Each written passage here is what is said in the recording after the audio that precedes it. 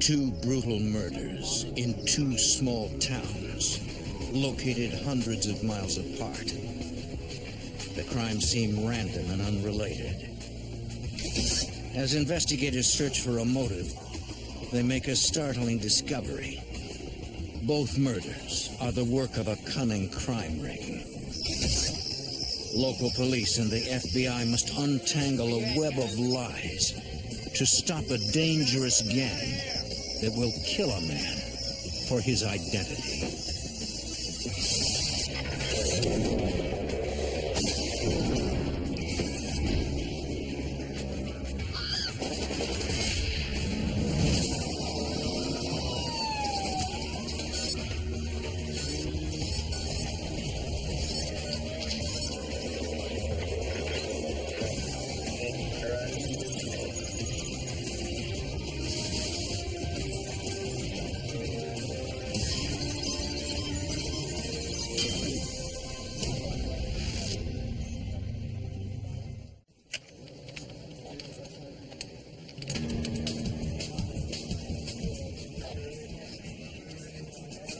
In Henderson County, Kentucky, on March 10th at 3 a.m., the Sheriff's Department receives a bizarre call.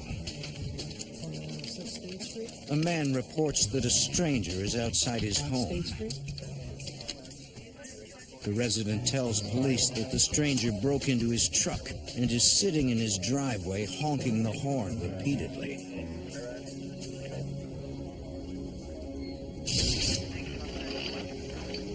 When sheriff's deputies arrive, they find the attempted car thief is a 62-year-old man. He is soaking wet and suffering from severe hypothermia. The man identifies himself as Richard Dorman. He says two men abducted him at gunpoint and threw him in the Green River.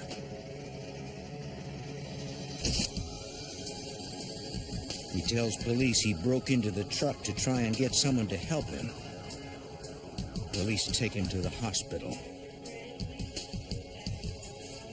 Lieutenant Frank Gropp, the Henderson County Sheriff's Department, is called out to question Richard Dorman. Lieutenant Gropp does not recognize the name, but he knows the face.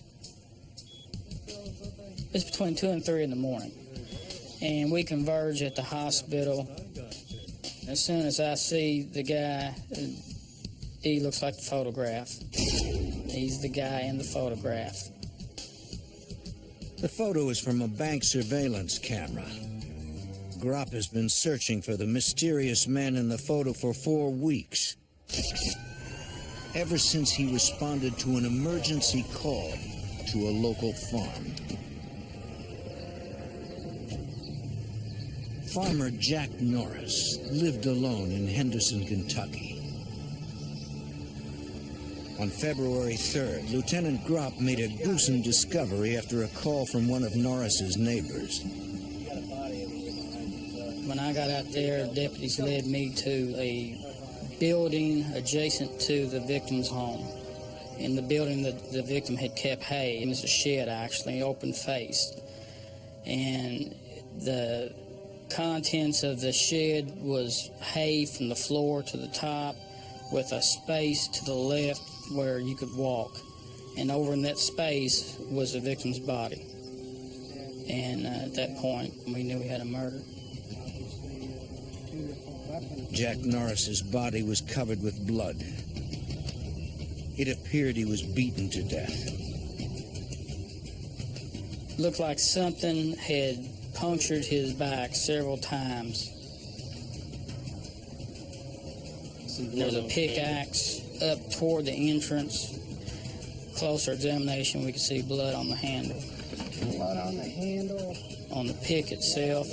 An inch or more of the pickaxe was wet.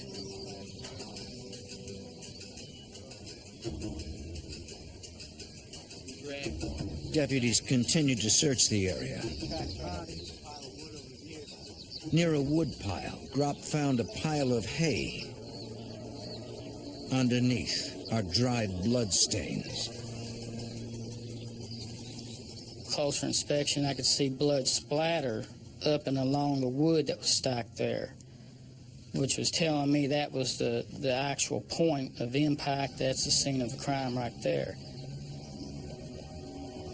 Gropp found a heavy iron pole next to the stack of wood. There was blood on it. Handle there. To pick up an item that is that heavy and beat a man in the head like that, it would tell me that the person that's swinging this weapon is angry, aggressive. He's doing it with force and doing it with a purpose. Investigators searched the victim's house for clues. They hoped that inside they would find something to help them make sense of this senseless act. Definitely had time. Norris's home was ransacked. Drawers and cabinets were opened and searched. Whoever this was took their time. Either took their time or there's more than one individual doing two things at the same time. Although the murderer tore the room apart, nothing of any value appeared to be missing. In fact, the victim's wallet was found in his pocket. One of the things that struck us was the calendars were still on January 31st, which was Sunday. They had not been flipped over to February 1st. So, as an educated guess, we put the murder at Monday morning. Later, we used the mail carrier and the mail that was in the mailbox, and pretty much that confirmed. He never did get his mail from Monday. Sheriff's deputies canvassed the area. The victim's neighbors provide an intriguing clue. Right away, the neighbors telling us this man carried two wallets. We have a wallet missing. It's the wallet with his ID. One wallet he had ID, the other wallet he carried for different reasons. But the wallet and ID is missing. The second wallet and the missing ID only added to the puzzle. Police recalled finding an empty box of checks at the victim's home. Gropp thought perhaps he'd found the motive.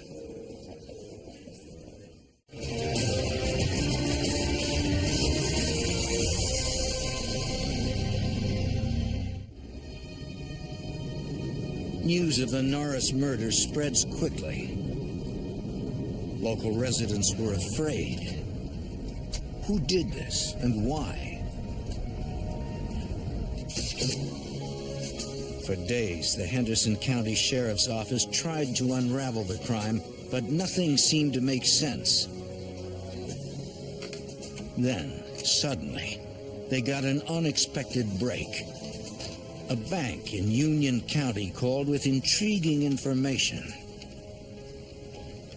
The bank notified us that they had received a check from an individual off of Mr. Norris's account, that they had compared the signatures, and that, from what they could tell, was a forgery. The only thing missing from the Norris home was an ID and a box full of checks. Perhaps the missing checks would lead them to Norris's killer. We went to the bank. This was just an excellent tape of this individual standing there at the counter, white hair. He had signed the name or used the name Cleo Campbell. The man with white hair is Richard Dorman.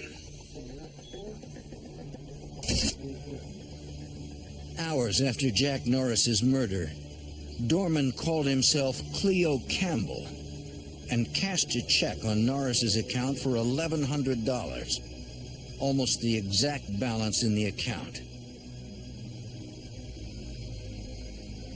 Lieutenant Gropp knows who Dorman is, but why was Dorman posing as Cleo Campbell?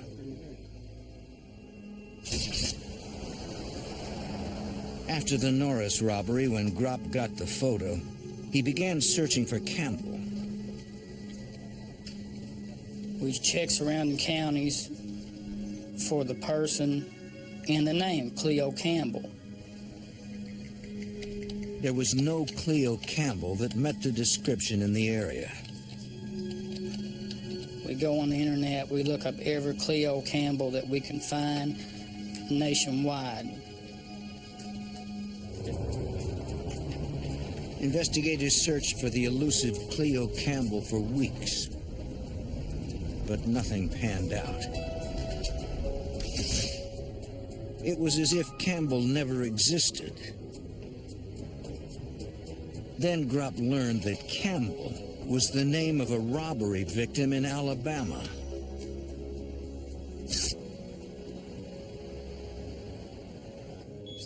The mystery surrounding Richard Dorman was deepening. Lieutenant Grupp has a lot he wants to ask Dorman. And I said, well, Cleo, and I said, you don't mind if I call you Cleo, do you? That's how I've come to know you. And his eyes are just, they get big. Dorman realizes he's been caught. And in a real polite manner, he says, look, I don't want you boys to be offended, but this goes across state lines. You're going to need some federal people in this. You're going to need the FBI.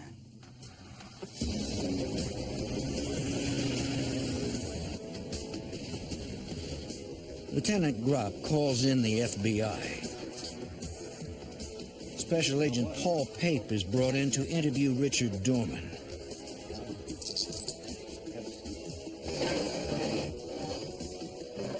Dorman launches into an incredible story. He tells the agent that he agreed to meet a man named Charlie Stewart at a truck stop in Clarksville, Tennessee.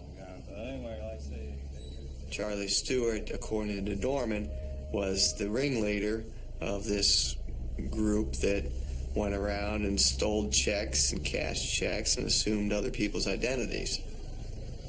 He said that he was a check casher. Charlie provided Dorman with false identification in the Norris check. The day before he was abducted, Dorman was told there was a problem, and Charlie wanted to talk to him about it.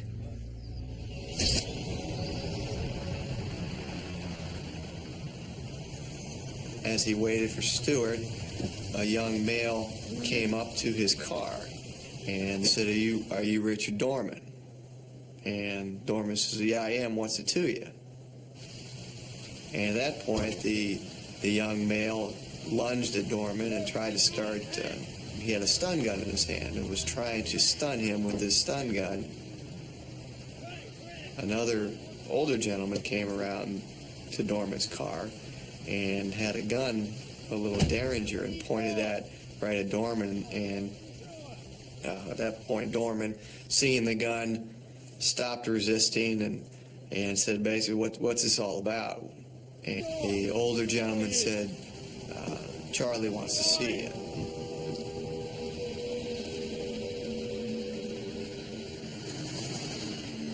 Dorman and the two men drive north until they reach the Green River in Kentucky.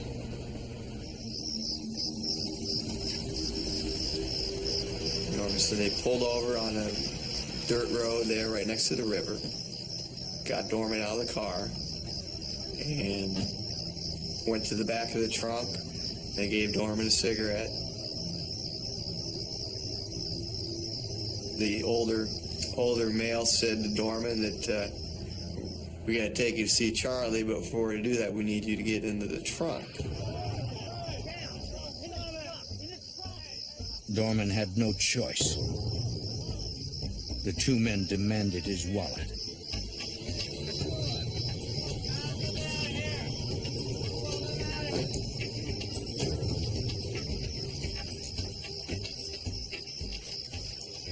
And all of a sudden, the vehicle takes off with him in the trunk and plunges over about a 20-foot embankment into the Green River.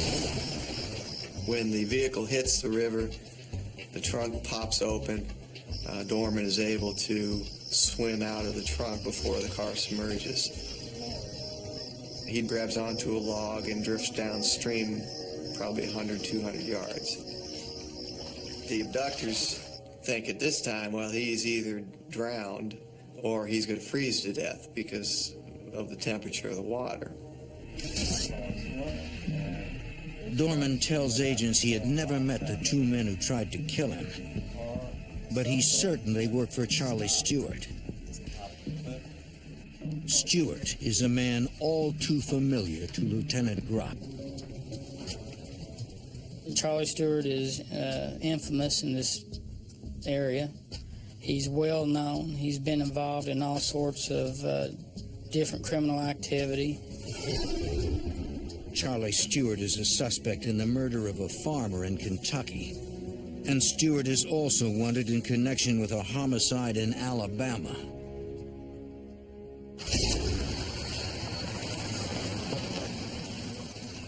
On the morning of February 8th in Alabama, 5 days after the Norris murder in Kentucky, a Morgan County deputy responded to a call.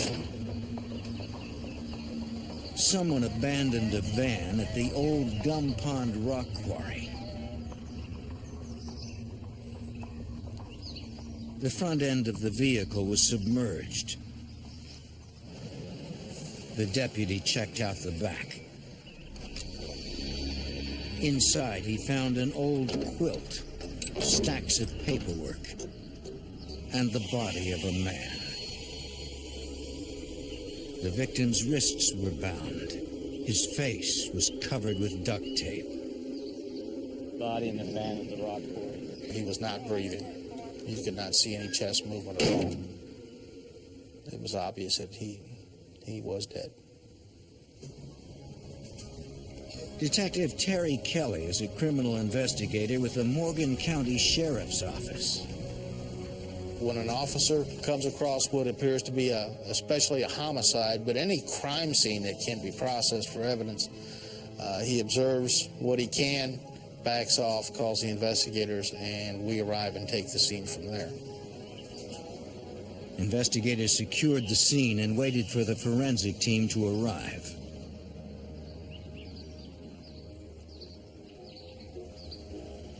Patience is hard in a case like this, but we knew that the damaging of evidence or the contaminating of evidence would be crucial in court.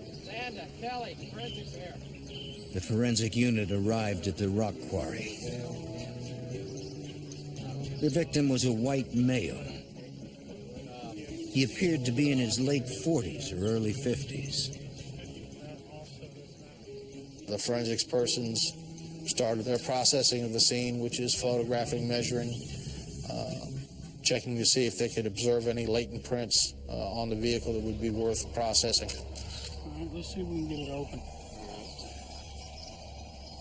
Investigators opened the other door and spotted a dark blanket. Let me see your hands. Let me see your hands now. And we saw that move. Someone says there's movement. It's kind of scared all of us, I'll tell you the truth. We were not expecting that. Get an ambulance. Under the material, investigators found a woman. She had been badly beaten. She was duct taped up also. She was had a duct tape around her mouth, around her hands. What happened? What happened to you?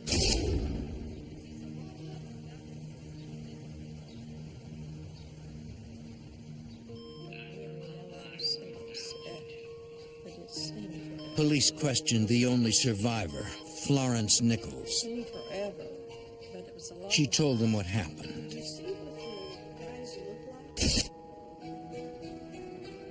Florence and her son James had just gotten home from a flea market.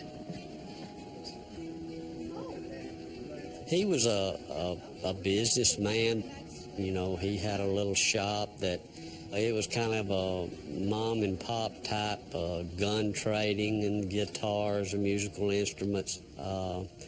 And they lived together in Eva, and they pretty much always had there in the Eva community. A few minutes later, there was a knock at the door. It was a young man asking for directions. He forced his way into the house. And then he attacked her.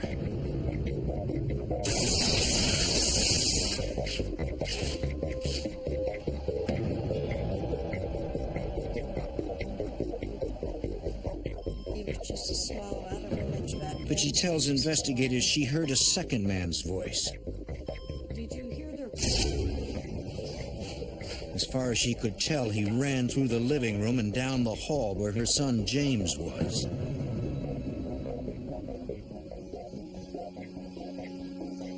A few minutes later, she was thrown into the back of her own van.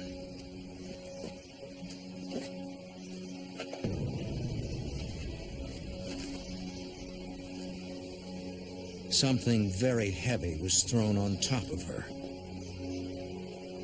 It was the body of her son.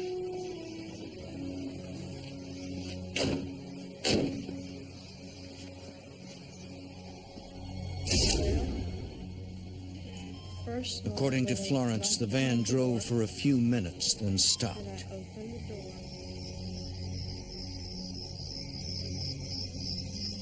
She had been in that van for probably 14 to 16 hours, as best as we can reconstruct.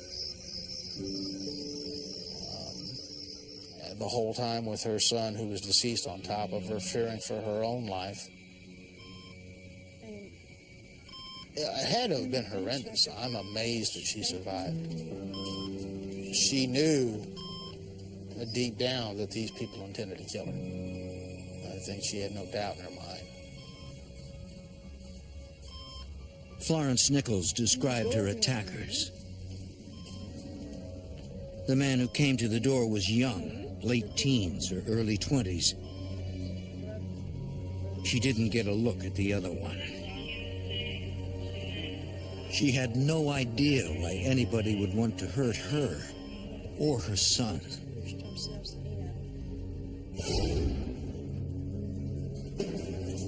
Investigators searched the Nichols home looking for clues. Nothing appeared to be missing. He had a fairly large gun collection. There was a fairly large amount of knives, collectible knives. There was so much stuff left that would have been good items to steal. It doesn't appear to be a robbery. If it's not a robbery, why would they kill someone? What was the motive? What was going on? So it's a very strange case at first.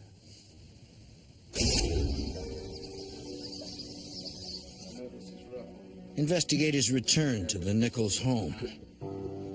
They wanted to go over the house a second time in case they missed something.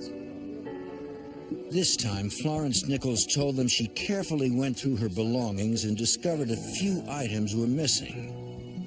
Some collectible guns, some knives, about $200 in cash, and her son's checkbook. If those checks are going to show up somewhere forged and pass somewhere else, you know, that can lead you back to your perpetrator. So in a way, it's good news that the checkbook was missing.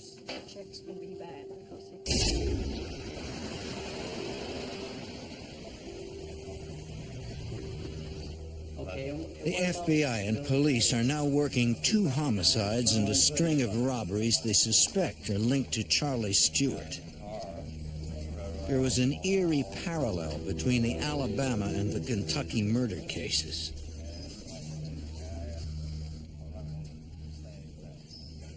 Charlie Stewart being from here, it's an obvious connection from here to there.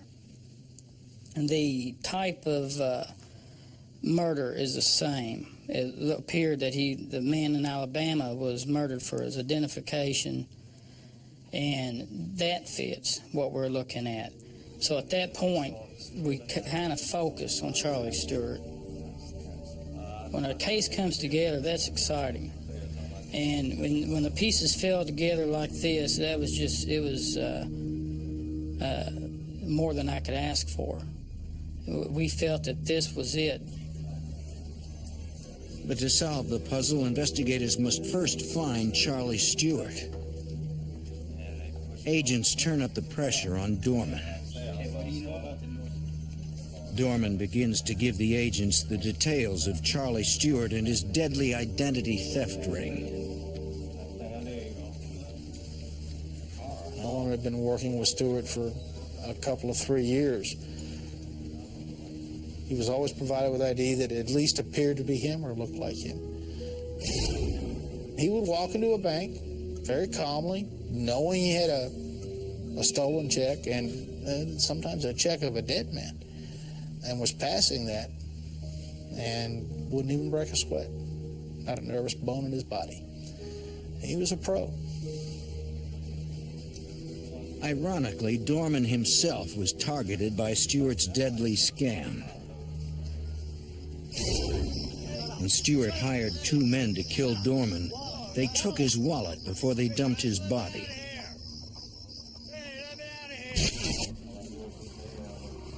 So far, police and the FBI have identified 2 members of the identity theft ring.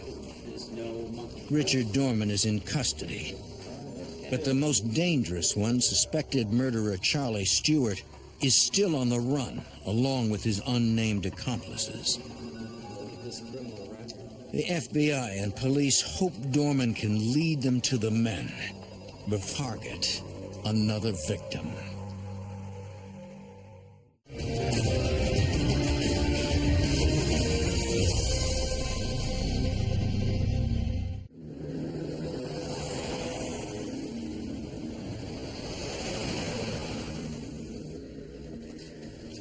The FBI and police in Alabama and Kentucky are working 2 homicide investigations they think were engineered by the same man, Charlie Stewart. In Alabama, a man was found murdered in a van beside his badly beaten mother at a rock quarry.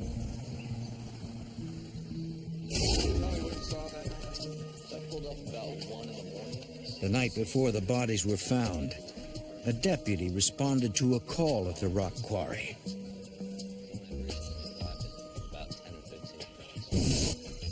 A resident complained that someone had stolen his tractor. When the deputy first arrived to check out the area, he saw a gray 1977 Pontiac Grand Prix. The vehicle's hood felt warm, but the driver was gone. The deputy got the plate numbers and searched for the driver. But when he got back, the Grand Prix was gone. The Grand Prix was parked 150 yards from where the van was found the next morning. Captain Mike Corley. It was just too coincidental to have not been related. The gray Grand Prix was now investigators' best lead.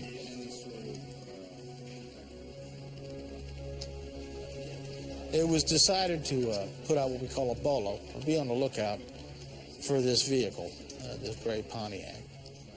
So that was broadcast over the air to local law enforcement. News media likes to have scanners. They picked up on it and, of course, questioned us. And we responded, let them know that, yes, we were looking for this vehicle. It was a vehicle of interest, possibly in this homicide. We simply wanted to talk to the people that were in it, see if they saw or heard anything unusual in that area that night. We had several telephone calls, several sightings. Tips came in, but none of them turned out to be the car they were looking for. We appreciate you coming in, sir. A few days later, a local man contacted the Morgan County Sheriff's Office with a promising tip. He told investigators that they should take a look at a man by the name of Larry Butler, who owned a gray Grand Prix. According to the man, Butler left town on a motorcycle around the time of James Nichols' murder.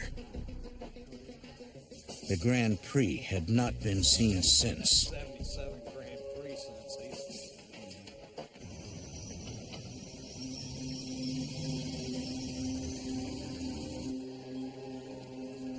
When police pulled up Butler's criminal record, they learned that Larry Butler was an alias.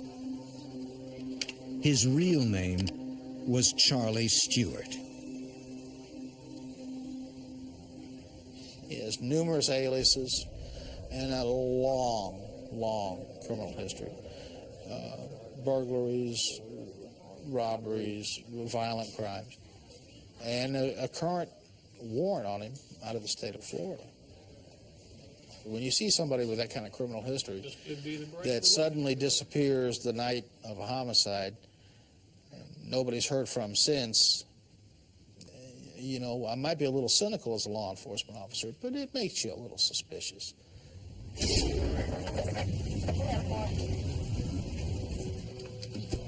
Lieutenant Chuck Zanda from the Morgan County Sheriff's Office makes several visits to Stewart's home, the trailer in an isolated area. Each time, Stewart's wife tells him she has no idea where he is. Do you have any idea when the last time you saw him? Investigators also question Stewart's neighbors. We'll be in touch. We had received word that Charles Stewart had come to one of his neighbors and wanted him to cash a check on a dead man's account. Of course, that sent up flags for us. He was very afraid of Stewart. He was convinced that Mr. Stewart would set his trailer on fire and wait until he ran outside and shoot him as he came out. That was his words.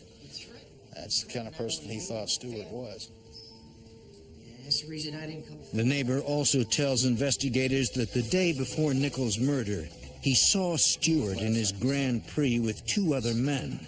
I see this car. Unfortunately, he didn't get a good look at the men with Stewart. After weeks of working the stalled case, the FBI gets a break. Special Agent Paul Pape. Someone calls me at the office and said that they had information that I needed to hear. This person tells us that the two people responsible for these murders are Billy Lyon and his father, Larry Lyon, both from Henderson, Kentucky. According to the cooperator, Billy Lyon told her they intended to rob a tobacco store in Evansville, Indiana, where he used to work. He planned to kill the manager and steal the safe. And that was supposed to happen fairly quickly.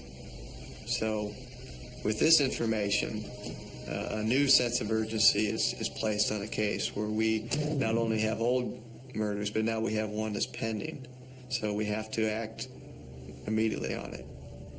Have you ever seen any of these men? Agent Paul Pape and I, along with City Police, set up a photo array which consists of 6 or more photographs of like individuals who look similar.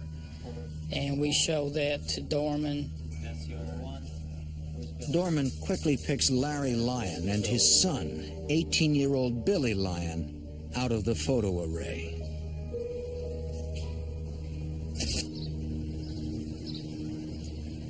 We initiate surveillance on Billy Lyon's house in Evansville, Indiana, with the FBI and the Evansville police. And we also have the house in Henderson, Kentucky, where Larry Lyon is living under surveillance.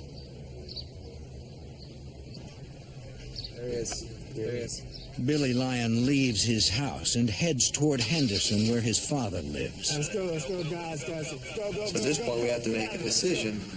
Do we let Billy Lyon go and run the risk of, one, losing him, or two, him going to Larry Lyon's house and coordinate with him to go do this tobacco store murder. So we made the decision that we needed to stop Billy Lyon and arrest him. Driver, turn off the ignition and put your hands out. Shortly after they entered into the state of Kentucky, the Henderson Police Department pulled Billy Lyon's vehicle over.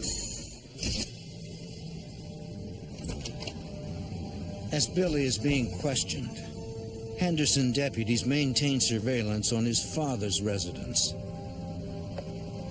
They observe Larry Lyon leave in a hurry. Yeah, he's leaving now. Go pick him up.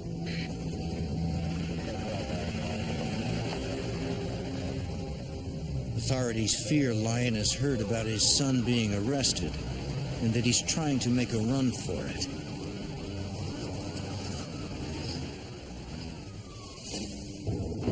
At that point in time, I believe you have one city cruiser that's behind him that initiates a stop. The city officer would hold his position until other officers arrived. But Larry Lyon never gave that chance to happen.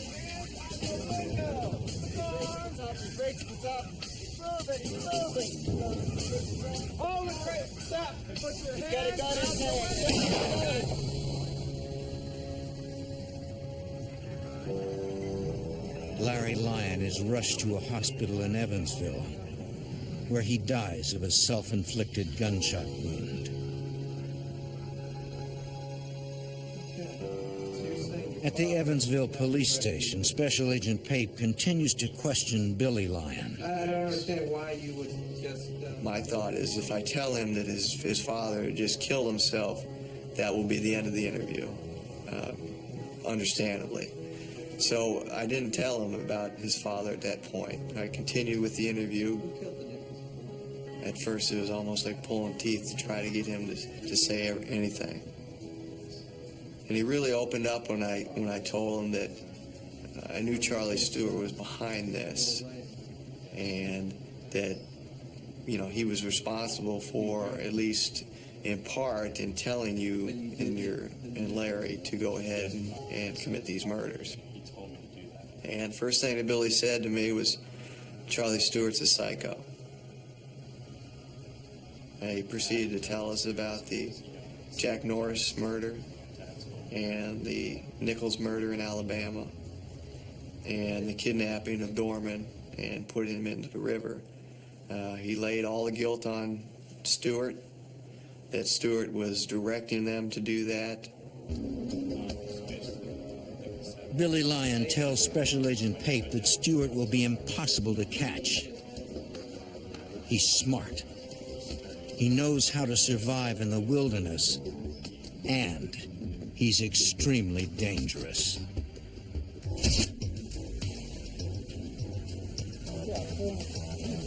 Investigator Terry Kelly has helped chase Stewart for more than a year.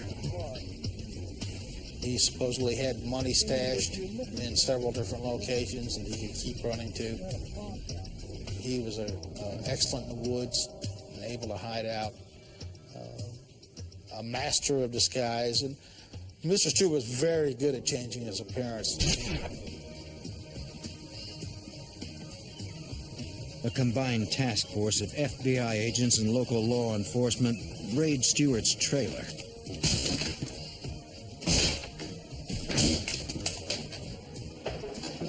Clear!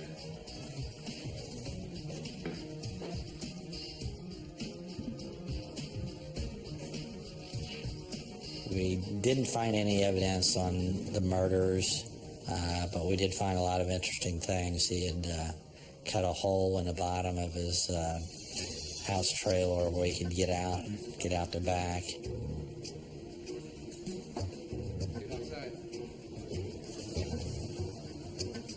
We found a van that was like in the bushes that we didn't even see it when we first arrived.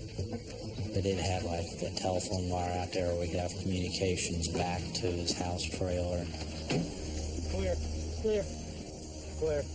Inside the van, agents find 20 weapons and ammunition.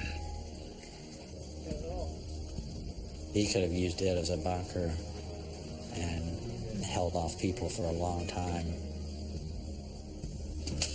So we knew that he was not going to be an easy catch, and if we did come across him, it was probably going to be a battle. We got a van there for guns and ammunition. Apparently, Stewart has been preparing for this moment for a long time, Communications wire running from and now he's gone. Assigned to him. As time passes, agents keep up the pressure on Stewart's wife. She continues to claim her husband has not contacted her. Our sources would tell us that his wife was very afraid of him, even though, you know, she would protect him. She was also afraid of him.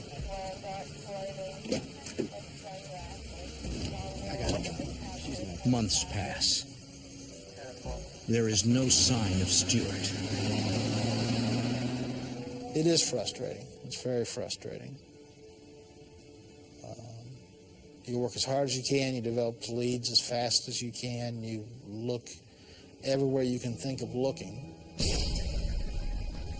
After nearly a year, Stewart is featured on a national crime show. We got very few leads, which we felt was unusual because, you know, a lot of times you get a lot of leads and more than you can handle, and you have to start picking and choosing the good ones, but we got very few leads, so that kind of led us to believe, well, he's in hiding somewhere, and it's probably going to be in the Kentucky area that he knows real well, or the Alabama area. Good afternoon, ma'am. Lieutenant Brashears with the FBI. Agents re-interview the fugitive's neighbors. They are too afraid to say whether or not they have seen Charlie Stewart. If Stewart found out that they had talked to us or given any information, he would get him killed somehow. And they really believed that. They were usually scared to death of him and really wouldn't give us a lot of information.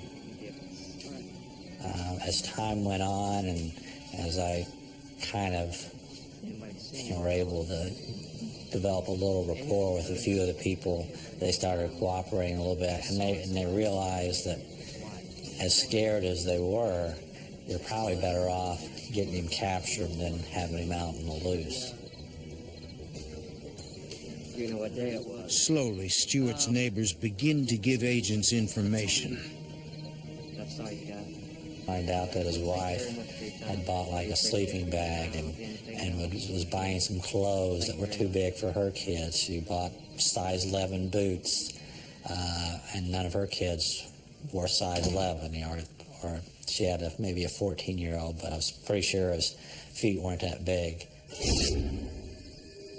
It's just more evidence that Stewart is hiding in the area. Authorities try a different approach. We developed several sources within the FBI that we thought we could send in to talk to Stewart's wife, just casually to ask questions about this and that. The FBI brings in a friend of Stewart's who has agreed to help police. The man has known Stewart for years.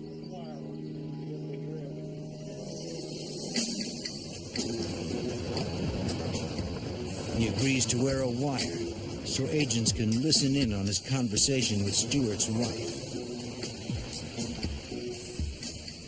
At this point, you know, we're kind of sitting on the edge of our seats. We're just really confident that he's probably going to be there. The cooperator approaches the trailer.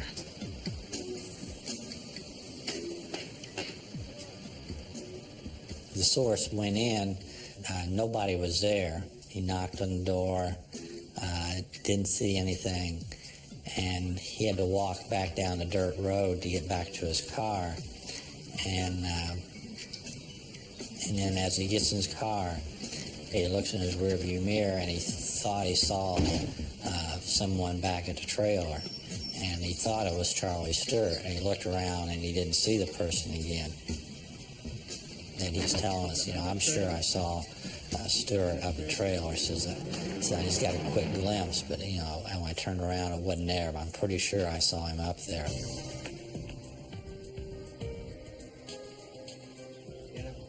Who knows what could have happened or what he was armed with at that time. It would have been Russian roulette to send us in there, trying to apprehend him at that time. You just don't bum rush the woods to try to find the guy. It has to be, you have to outfox the fox. Agents and police must come up with a plan to trap the dangerous fugitive.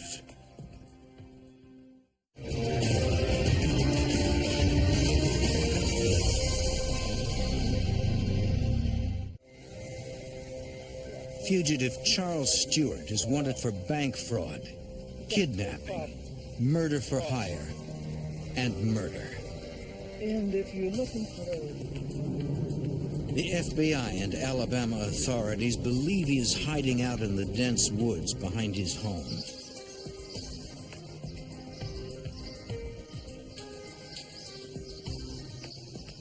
We kind of started putting together a theory that, okay, he's living back in this woods, either in a tent or in one of those little caves. Maybe he comes back after the sun goes down, spends the night with the family. Before the sun comes up, he heads back out in the woods. I went out with 3 or 4 guys from our office, and we just hiked out in the woods like we were just hunters.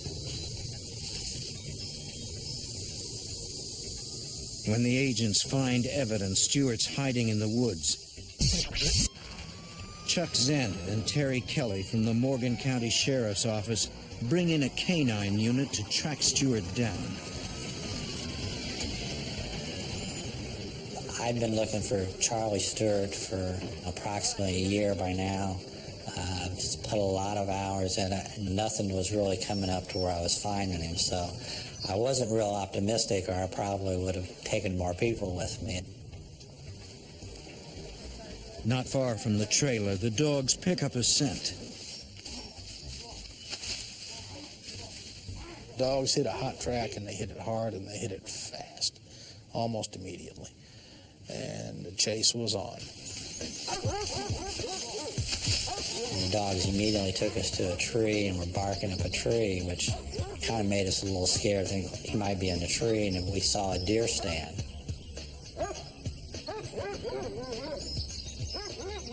The deer stand was empty. But the agents were not far behind Stewart.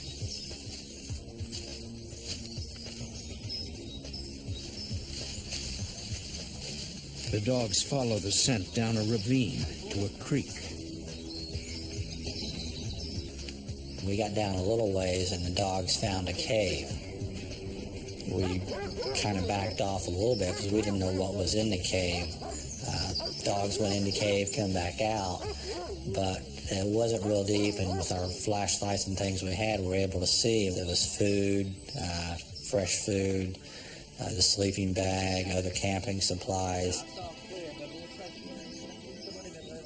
Stewart can't be far away. All of a sudden, you see Scott Brashears bounding through the field, and it looks like he's doing about a 4-minute mile. He's hauling, and he's coming to tell us we got a hot track. We got a hot track. We found his cave. We're on him.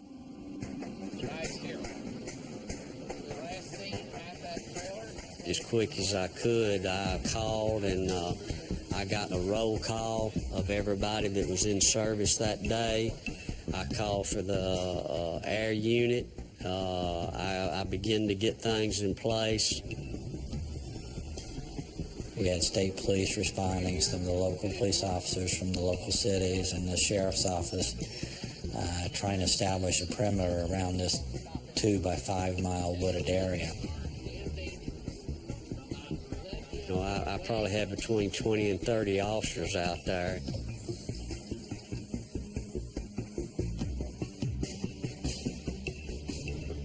As the dog team calls in their location, Corley positions his men. Every time I got a chance to shift an officer 100 yards, that just took 100 yards away from him. I wanted to tighten that area down, close that noose in around him to where he had nowhere to go. After probably close to 3 hours of chasing him through the woods, I finally hear on my radio from one of the other sheriff's deputies that a guy's been spotted running out of the woods. Stewart is cornered. He pulls out a gun. Put the weapon down! And now probably comes the worst point of the whole search, as we're hearing that they're closing in and the deputies think they have him. Their shots have been fired. Air gunshot. I don't know if it's, one of our guys, the dog handlers, but then a few seconds later, we did hear nobody was hurt and that Stewart had been captured.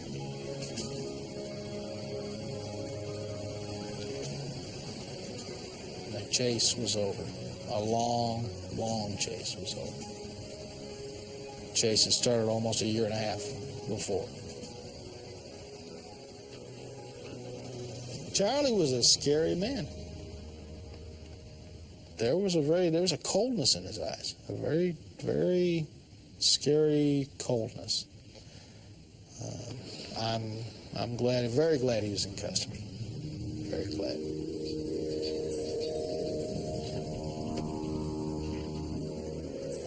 In January 2002, Stewart and his gang are tried and found guilty of bank fraud, kidnapping, and murder.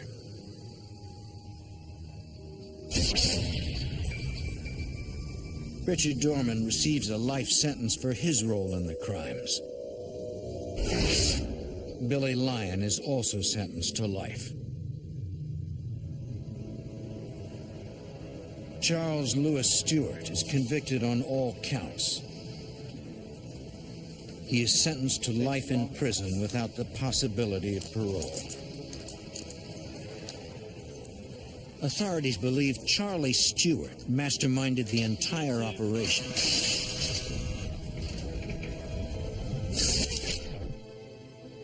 He ordered Larry and Billy Lyon to rob Jack Norris and James Nichols.